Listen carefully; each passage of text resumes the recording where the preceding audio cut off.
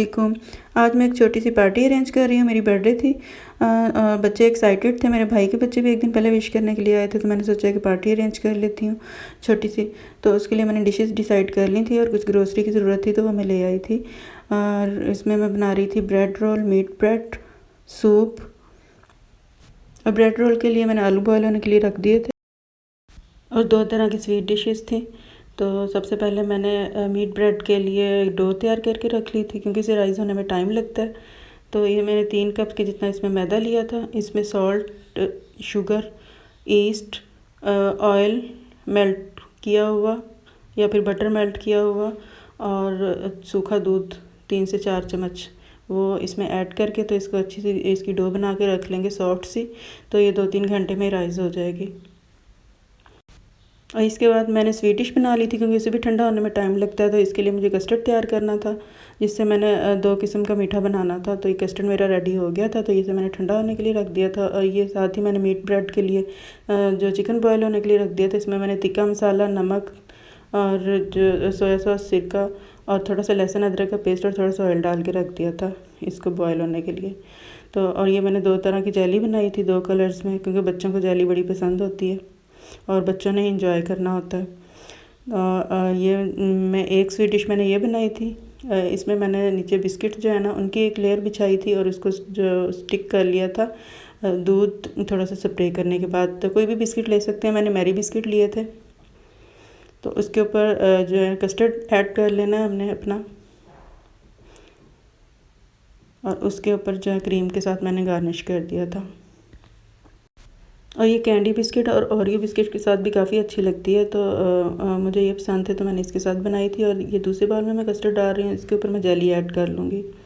اور یہ میری ڈو رائز ہو چکی تھی، اور یہ میٹ بریڈ کا جو چکن تھا نا وہ بھی کوک ہو گیا تھا، تو اس کو میں نے بون لیس کر کے اس طرح سے شریڈ کر لیا تھا۔ اور یہ میرا سوپ بن رہا تھا، سوپ بن چکا تھا، اور سوپ کے لیے یہ یخنی جو ہے نا وہ ریڈی ہو گئی تھی۔ تو اس میں سے میں نے چکن نکال کے اسے بون لیس کر لیا تھا، اسے شریڈ کر لیا تھا، اور اس کے بعد اس میں نے نمک، سالٹ، سویا ساس، سرکہ وغیرہ ڈال دیا تھا یخنی میں، اور ساتھ میں چکن ایڈ کر دیا تھا، اور کارن فلور گھول کے رکھا ہوا تھا وہ اس کے بعد میں نے ایڈ کر دیا تھا، اور ایگ بیٹ کر کے رکھے ہوئے تھے وہ ایڈ کرنے کے بعد جو ہے نا وہ ہمارا سوپ بھی ریڈی ہو گیا تھا۔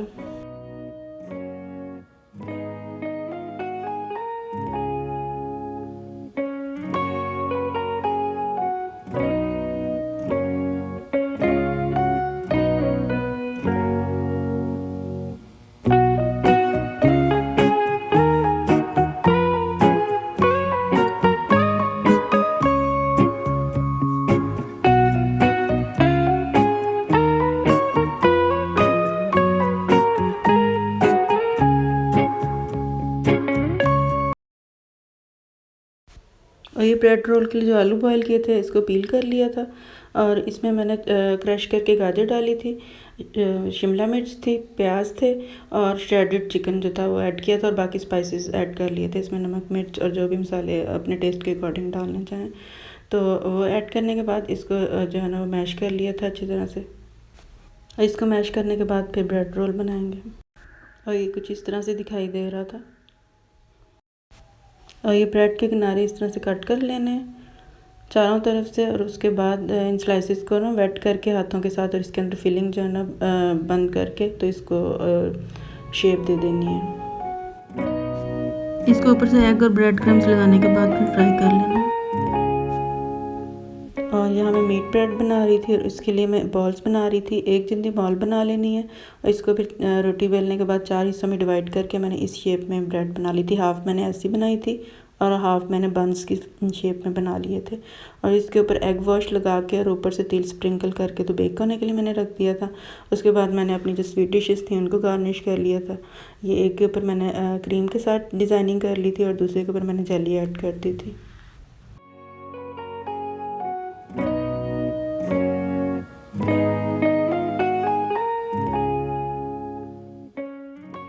الحمدللہ سب کچھ ریڈی ہو گیا تھا، ان کو پلیٹس میں نکال لیا تھا، ٹائم بہت کم تھا تو اس وجہ سے میں نے تھوڑی سی چیزیں بنائی تھیں، لیکن الحمدللہ ٹائم پہ سب ریڈی ہو گیا تھا، اور یہ سب چیزوں کی فائنل لک تھی۔